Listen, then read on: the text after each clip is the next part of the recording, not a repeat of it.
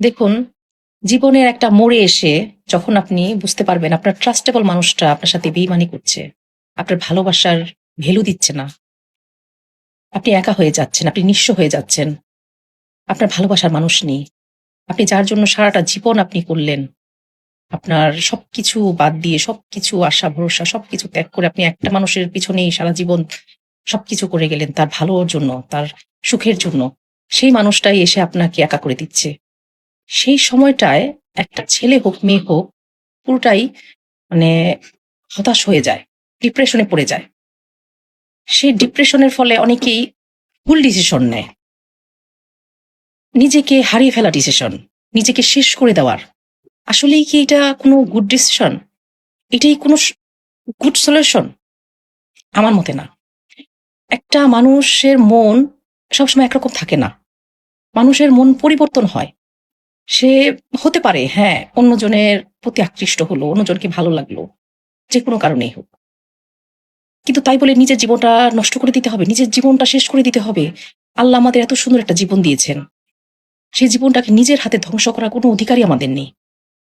কেন কেন সেটাকে এইভাবে ধ্বংস করে দিব? এই ধ্বংস করার ফলে নিজে তো হেরে যাওয়া হলো, আর জিতলো কে? সেই মানুষটা।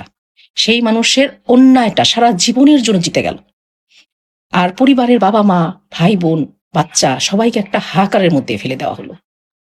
এটা এটা কখনোই গুড সলিউশন না। এরকম একটা সিচুয়েশনে কেউ যদি কখনো পড়ে, স্বাভাবিক, আমরা কয়টা খবর রাখি, কয়জনের সংসারের খবর রাখি? এরকম অনেক অনেক হাজারো হাজারো পরিবার আছে যারা এরকম সিচুয়েশনের মধ্যে পড়ে, অজান্তেই নিজের জীবন বিলিয়ে দেয়। কিন্তু এটা কখনোই করা উচিত না। আবার নিজেকে পরিবর্তন করে নিজেকে নতুন উদ্যমে শুরু করা, নিজেকে প্রতিষ্ঠিত করা, পরিবারের কথা চিন্তা করে, সন্তানের কথা চিন্তা করে, বাবা মার কথা চিন্তা করে অবশ্যই নিজেকে আবার নতুনভাবে শুরু করতে হবে। কেউ একজন আপনার সাথে বেইমানি করলো, তাই বলে যে আপনার জীবনটা শেষ হয়ে গেল এমনটা না। আপনার এমনও হতে পারে আপনার নতুন সুন্দর জীবন আপনার দেখাই হয়নি এখনো। তাই কখনোই এই ডিসিশন, এই সিচুয়েশনে পড়লে এরকম বাজে কোনো ডিসিশন আপনারা কখনোই নেবেন না, কখনোই না।